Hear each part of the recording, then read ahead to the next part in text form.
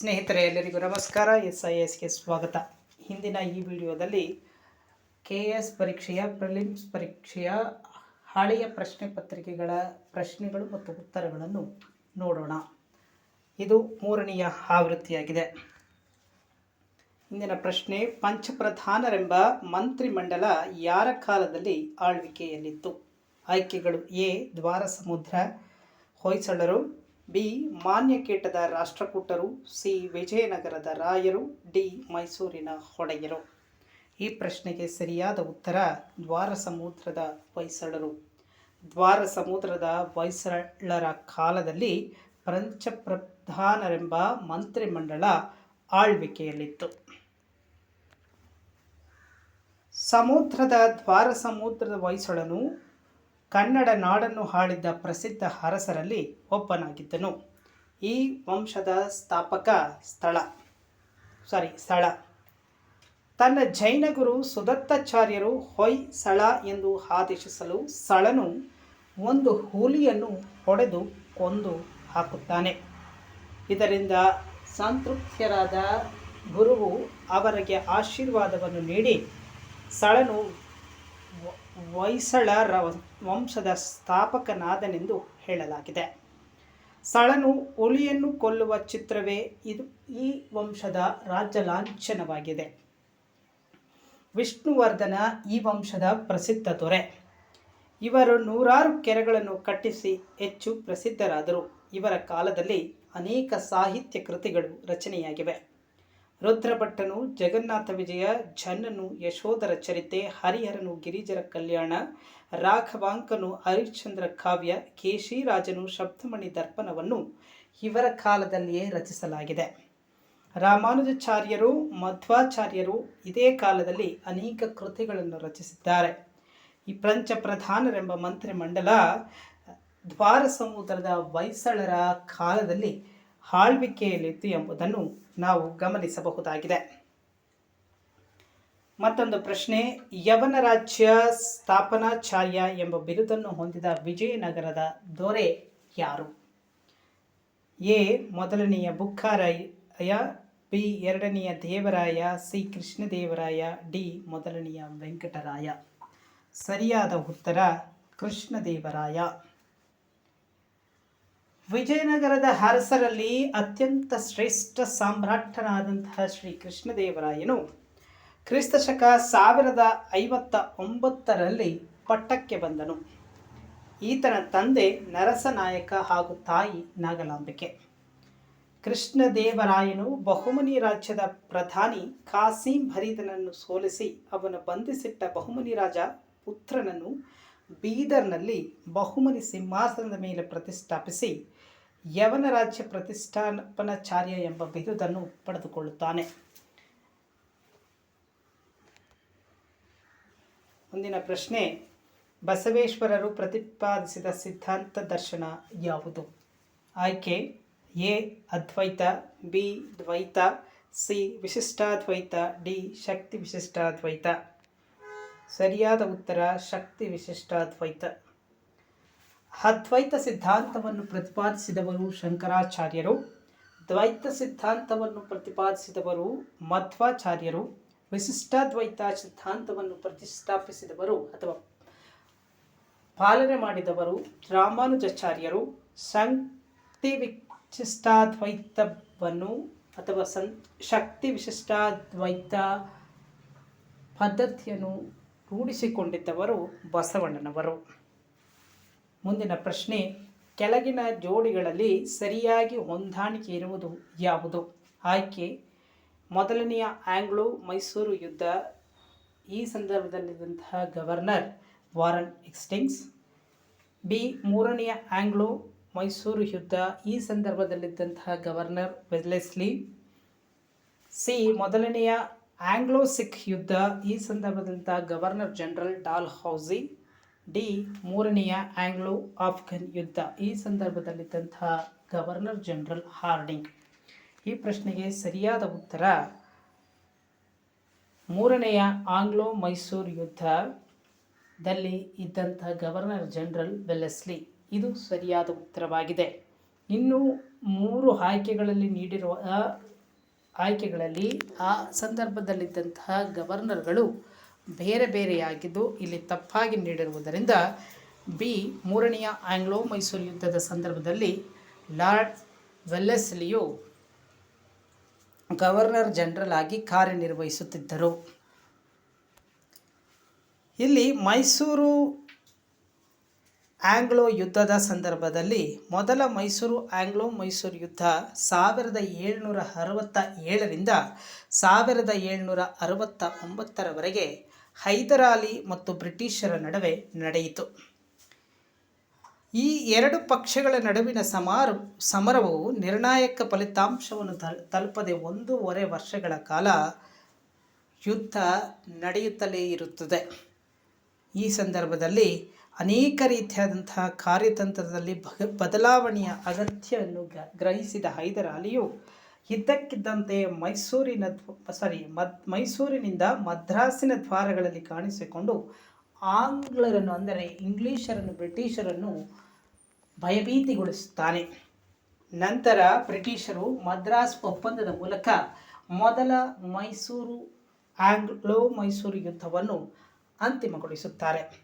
ಈ ಮದ್ರಾಸಿನ ಒಪ್ಪಂದದಲ್ಲಿ ಇಂಗ್ಲಿಷರು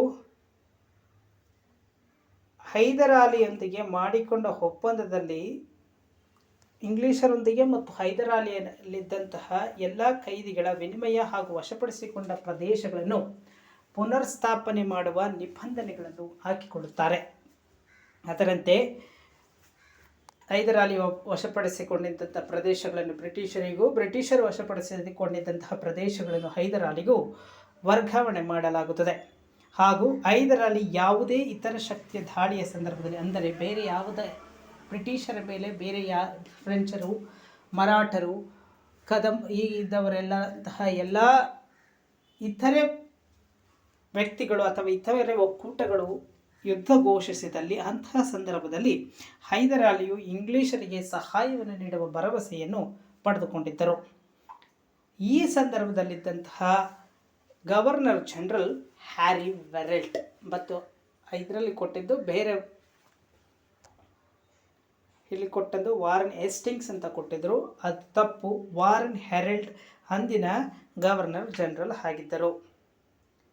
ಈ ಎರಡನೆಯ ಆಂಗ್ಲೋ ಮೈಸೂರು ಯುದ್ಧವು 1780ರಿಂದ 1784ರವರೆಗೆ ಮತ್ತೊಮ್ಮೆ ಹೈದರಾಲಿ ಮತ್ತು ಬ್ರಿಟಿಷರೊಂದಿಗೆ ನಡೆಯುತ್ತದೆ. ಇದು ಹೈದರಾಲಿಯು ಮರಾಠರು ಮತ್ತು ನಿಜಾಮರೊಂದಿಗೆ ಇಂಗ್ಲಿಷರ ವಿರುದ್ಧ ಅಂದರೆ ಬ್ರಿಟಿಷರ ವಿರುದ್ಧ ಮೈತ್ರಿಯನ್ನು ಮಾಡಿಕೊಂಡು ಕರ್ನಾಟಿಕ್ ದಾಳಿಯನ್ನು ಪ್ರಾರಂಭಿಸುತ್ತಾನೆ. ಈ ಮೂವರು ಒಟ್ಟುಗೂಡಿ ನಿಜಾಮರು, ಹೈದರಾಲಿ ಪ್ಲಸ್ ಮರಾಠರು ಈ ಮೂವರು ಒಗ್ಗೂಡಿ ಕರ್ನಾಟಿಕ್ನಲ್ಲಿ ದಾಳಿಯನ್ನು ಪ್ರಾರಂಭಿಸಿ ಆರ್ಕಾಟನ್ನು ವಶಪಡಿಸಿಕೊಳ್ಳುತ್ತಾರೆ. ನಂತರ 1781ರಲ್ಲಿ ಕರ್ನಲ್ ಬೈಲಿ ನೇತೃತ್ವದಲ್ಲಿ ಇಂಗ್ಲಿಷ್ ಸೈನ್ಯವನ್ನು ಹೈದರಾಲಿಯು ಸೋಲಿಸುತ್ತಾನೆ. ಆಗ ಆಂಗ್ಲರು ಸರ್ ಹೈಕೂಟ್ ಅವರ ನೇತೃತ್ವದಲ್ಲಿ ಮತ್ತೊಮ್ಮೆ ದಂಡೊತ್ತಿ ಬಂದು ಮರಾಠರು ಮತ್ತು ನಿಜಾಮರನ್ನು ಹೈದರನ ಕಡೆಯಿಂದ ಬೇರ್ಪಡಿಸುತ್ತಾರೆ. ಇಂತಹ ಸಂದರ್ಭದಲ್ಲಿ ಹೈದರಾಲಿಯು ಎದೆಗುಂದದೆ ಧೈರ್ಯವಾಗಿ ಇಂಗ್ಲಿಷರೊಂದಿಗೆ ಹೋರಾಟವನ್ನು ಮಾಡುತ್ತಿರುತ್ತಾನೆ. ನಂತರದಲ್ಲಿ ಡಿಸೆಂಬರ್ 1782ರಲ್ಲಿ ಹೈದರಾಲಿಯು ಕ್ಯಾನ್ಸರ್ನಿಂದ ಮರಣ ಹೊಂದುತ್ತಾನೆ. ಈತನ ಮರಣ ನಂತರ ಅವನ ಮಗನಾದಂತಹ ಟಿಪ್ಪು ಸುಲ್ತಾನನು ಯಾವುದೇ ಗಮನಾರ್ಹ ಪ್ರತಿರೋಧವನ್ನು ವ್ಯಕ್ತಪಡಿಸದೆ ತನ್ನಲ್ಲಿರುವಂತಹ ಸಂಪನ್ಮೂಲಗಳನ್ನು ರಕ್ಷಿಸಿಕೊಳ್ಳುವ ಒಂದೇ ಧ್ಯೇಯದೊಂದಿಗೆ ಯುದ್ಧವನ್ನು ಮಾಡುತ್ತಿರುತ್ತಾನೆ. ಆದ್ದರಿಂದ ಈ ಯುದ್ಧವು ಯಾವುದೇ ರೀತಿಯಾದಂತಹ ನಿರ್ದಿಷ್ಟವಾದಂತಹ ತೀರ್ಮಾನಕ್ಕೆ ಬರಲಾಗದೆ ಎರಡು ಕಡೆಯವರು ಶಾಂತಿಯನ್ನು ಒಪ್ಪಿಕೊಳ್ಳುತ್ತಾರೆ. ಶಾಂತಿಯನ್ನು ಒಪ್ಪಿಕೊಂಡ ನಂತರ 1784ರಲ್ಲಿ ಮಂಗಳೂರು ಒಪ್ಪಂದವನ್ನು ಮಾಡಿಕೊಂಡು ಈ ಒಪ್ಪಂದದಂತೆ ಮತ್ತೊಮ್ಮೆ ತಮ್ಮ ಪ್ರದೇಶಗಳನ್ನು ಹಿಂತಿರುಗಿಸಿ ಈ ಯುದ್ಧವನ್ನು ಅಂತ್ಯಗೊಳಿಸುತ್ತಾರೆ. ಈ ಸಂದರ್ಭದಲ್ಲಿದ್ದಂತಹ ಗವರ್ನರ್ ಜನರಲ್ ವಾರನ್ ಹೇಸ್ಟಿಂಗ್ಸ್. ಮೂರನೆಯ ಆಂಗ್ಲೋ ಮೈಸೂರು ಯುದ್ಧವು 1790ರಿಂದ 1792ರವರೆಗೆ ಟಿಪ್ಪು ಸುಲ್ತಾನ ಮತ್ತು ಬ್ರಿಟಿಷರ ನಡುವೆ ನಡೆಯುತ್ತದೆ. ಟಿಪ್ಪು ಮತ್ತು ತಿರುವಾಂಕೂರು ರಾಜ್ಯಗಳ ನಡುವೆ ಉಂಟಾದ ವಿವಾದವು ಇದಕ್ಕೆ ಪ್ರಮುಖ ಕಾರಣವಾಗುತ್ತದೆ. ಕೊಚ್ಚಿನ್ ಟಿಪ್ಪುವಿನ ಅಧೀನದಲ್ಲಿದ್ದರಿಂದ ಅವರು ತಿರುವಾಂಕೂರಿನ ಕ್ರಮಗಳನ್ನು ಅವರ ಸಾರ್ವಭೌಮ ಹಕ್ಕುಗಳ ಉಲ್ಲಂಘನೆ ಎಂದು ಪರಿಗಣಿಸುತ್ತಾರೆ. ಆದರೆ ಟಿಪ್ಪುವು ತನ್ನ ಹಕ್ಕುಗಳನ್ನು ಪುನರುಸ್ಥಾಪಿಸಲು ಯುದ್ಧವನ್ನು ಘೋಷಿಸುತ್ತಾನೆ. ತಿರುವಾಂಕೂರಿನ ಪರವಾಗಿ ನಿಂತ ಆಂಗ್ಲರು ಟಿಪ್ಪು ಸುಲ್ತಾನನ ವಿರುದ್ಧ ದಾಳಿ ಮಾಡುತ್ತಾರೆ. ಹೀಗೆ 1790ರಲ್ಲಿ ಆರಂಭವಾದಂತಹ ಟಿಪ್ಪು ಮತ್ತು ಇಂಗ್ಲಿಷರ ನಡುವಿನ ಯುದ್ಧವು 1791ರ ಜನರಲ್ ಕಾರ್ನ್ವಾಲಿಸನು ನಾಯಕತ್ವವನ್ನು ವಹಿಸಿಕೊಂಡು ಆಂಬೂರ್ ಮತ್ತು ವೇಲೂರಿನಿಂದ ಬೆಂಗಳೂರಿಗೆ ದೊಡ್ಡ ಸೈನ್ಯವನ್ನು ಕಳಿಸಿಕೊಡುತ್ತಾನೆ. ಹೀಗೆ ಆತನು ಮುನ್ನಡೆಸಿಕೊಂಡು ಬಂದಂತಹ ಸೈನ್ಯವು ಅಲ್ಲಿಂದ ನೇರವಾಗಿ ಶ್ರೀರಂಗಪಟ್ಟಣದ ಕಡೆಗೆ ಸಾಗಿದರು. ಇಂಗ್ಲಿಷರು ಕೊಯಂಬತ್ತೂರಿನ ಮೇಲೆ ಸ್ವಲ್ಪ ಕಾಲ ಹಿಡಿತ ಸಾಧಿಸಿದರು. ಅವರು ಅದನ್ನು ಮತ್ತೆ ಕಳೆದುಕೊಂಡರು. ಅಂತಿಮವಾಗಿ ಮರಾಠರು ಮತ್ತು ನಿಜಾಮರ ಬೆಂಬಲದೊಂದಿಗೆ ಆಂಗ್ಲರು ಶ್ರೀರಂಗಪಟ್ಟಣವನ್ನು ವಶಪಡಿಸಿಕೊಳ್ಳುತ್ತಾರೆ. ಹೀಗೆ ಶ್ರೀರಂಗಪಟ್ಟಣವನ್ನು ವಶಪಡಿಸಿಕೊಂಡ ನಂತರ ಟಿಪ್ಪು ಸುಲ್ತಾನನು ಬೇರೆ ದಾರಿ ಇಲ್ಲದೆ ಅನೇಕ ರೀತಿಯಾದಂತಹ ನಷ್ಟವನ್ನು ಅನುಭವಿಸಿ ಶ್ರೀರಂಗಪಟ್ಟಣದ ಒಪ್ಪಂದಕ್ಕೆ ಒಪ್ಪಿಕೊಳ್ಳಬೇಕಾಗುತ್ತದೆ. 1792ರಲ್ಲಿ ಶ್ರೀರಂಗಪಟ್ಟಣದ ಒಪ್ಪಂದದಂತೆ ವಿಜಯಶಾಲಿಯಾದಂತಹ ಬ್ರಿಟಿಷರು ಮೈಸೂರಿನ ಅರ್ಧದಷ್ಟು ಭಾಗವನ್ನು ಆಕ್ರಮಿಸಿಕೊಂಡಿರುತ್ತಾರೆ. ಆಂಗ್ಲರು ಬಾರಾಮಹಲ್, ದಿಂಡಿಗಲ್ ಮತ್ತು ಮಲಬಾರನ್ನು ಸ್ವಾಧೀನಪಡಿಸಿಕೊಂಡರೆ ಮರಾಠರು ತುಂಗಭದ್ರಾ ನದಿ ಮತ್ತು ಅದರ ಉಪನದಿಗಳ ಸುತ್ತಮುತ್ತಲಿನ ಪ್ರದೇಶಗಳನ್ನು ವಶಪಡಿಸಿಕೊಂಡಿರುತ್ತಾರೆ. ಹಾಗೆ ನಿಜಾಮರು ಕೃಷ್ಣಾ ನದಿಯಿಂದ ಪೆನ್ನಾರ್ ನದಿಯ ಆಚೆಗೆ ವಿಸ್ತರಿಸಿದ ಪ್ರದೇಶಗಳನ್ನು ಪಡೆದುಕೊಳ್ಳುತ್ತಾರೆ. ಹೆಚ್ಚುವರಿಯಾಗಿ ಇವೆಲ್ಲ ಪ್ರದೇಶಗಳನ್ನು ವಶಪಡಿಸಿಕೊಂಡ ನಂತರವೂ ಹೆಚ್ಚುವರಿಯಾಗಿ ಟಿಪ್ಪುವಿನ ಮೇಲೆ 3 ಕೋಟಿ ರೂಪಾಯಿಗಳ ಯುದ್ಧದ ವೆಚ್ಚವನ್ನು ಅಥವಾ ಯುದ್ಧದ ದಂಡವನ್ನು ವಿಧಿಸಲಾಗುತ್ತದೆ. ಯುದ್ಧದ ಪರಿಹಾರಕ್ಕಾಗಿ ಅರ್ಧದಷ್ಟು ಹಣವನ್ನು ತಕ್ಷಣಕ್ಕೆ ನೀಡಿದರೂ ಉಳಿದಂತಹ ಹಣವನ್ನು ಕಂತುಗಳಲ್ಲಿ ನೀಡಬೇಕಾಗಿತ್ತು. ಈ ಉಳಿದ ಹಣಗಳ ಬಾಕಿಯ ಮೊತ್ತಕ್ಕಾಗಿ ಟಿಪ್ಪುವಿನ 2 ಪುತ್ರರನ್ನು ಆಂಗ್ಲರು ಒತ್ತೆಯಾಳುಗಳಾಗಿ ಇರಿಸಿಕೊಳ್ಳುತ್ತಾರೆ. ಈ ಸಂದರ್ಭದಲ್ಲಿದ್ದಂತಹ ಗವರ್ನರ್ ಜನರಲ್ ಕಾರ್ನ್ವಾಲಿಸ್ ನಂತರ 4ನೇ ಆಂಗ್ಲೋ ಮೈಸೂರು ಯುದ್ಧವು 1798ರಿಂದ 1799ರವರೆಗೆ ನಡೆಯುತ್ತದೆ. ಈ ಸಂದರ್ಭದಲ್ಲಿ ಲಾರ್ಡ್ ವೆಲ್ಲೆಸ್ಲಿಯು ಭಾರತದ ಹೊಸ ಗವರ್ನರ್ ಜನರಲ್ ಆಗಿ ನೇಮಕಗೊಂಡಿರುತ್ತಾನೆ. ಈತನು ಸಾಮ್ರಾಜ್ಯಶಾಹಿ ಮಹತ್ವಾಕಾಂಕ್ಷೆಗಳನ್ನು ಹೊಂದಿದ್ದ ಗವರ್ನರ್ ಜನರಲ್ ಆಗಿದ್ದು ಫ್ರೆಂಚರೊಂದಿಗಿನ ಟಿಪ್ಪುವಿನ ಬೆಳೆಯುತ್ತಿರುವ ಮೈತ್ರಿಯ ಬಗ್ಗೆ ಕಾಳಜಿಯನ್ನು ವಹಿಸುತ್ತಾನೆ. ಆತನು ಈ ಮೈತ್ರಿಯನ್ನು ವಿರೋಧಿಸುತ್ತಾ ಟಿಪ್ಪುವಿನ ಸ್ವತಂತ್ರ ಅಸ್ತಿತ್ವವನ್ನು ನಿರ್ಮೂಲನೆ ಮಾಡುವ ಗುರಿಯನ್ನು ಹೊಂದಿರುತ್ತಾನೆ. ಹೀಗೆ ಇದೇ ಕಾರಣಕ್ಕಾಗಿ ಟಿಪ್ಪು ಮತ್ತು ಆಂಗ್ಲರ ನಡುವೆ ಶ್ರೀರಂಗಪಟ್ಟಣದಲ್ಲಿ ಆರಂಭವಾಗಿ ಶ್ರೀರಂಗಪಟ್ಟಣದಲ್ಲಿ ಟಿಪ್ಪು ವೀರಾವೇಶದಿಂದ ಹೋರಾಡಿ ಯುದ್ಧದಲ್ಲಿ ತನ್ನ ಪ್ರಾಣವನ್ನು ತ್ಯಾಗ ಮಾಡುತ್ತಾನೆ. ಆತನ ಕುಟುಂಬದ ಸದಸ್ಯರನ್ನು ವೇಲೂರಿನಲ್ಲಿ ಬಂಧಿಸಲಾಗಿದ್ದು ಆಂಗ್ಲರು ಅವರ ಸಂಪತ್ತನ್ನು ವಶಪಡಿಸಿಕೊಳ್ಳುತ್ತಾರೆ. ಹೀಗೆ ಟಿಪ್ಪು ಮತ್ತು ಇಂಗ್ಲಿಷರೊಂದಿಗೆ ಈ ಯುದ್ಧವು ಅಂತ್ಯಗೊಂಡು ಇದರೊಂದಿಗೆ ಆಂಗ್ಲೋ ಮೈಸೂರು ಯುದ್ಧವು ಅಂತ್ಯವಾಗುತ್ತದೆ.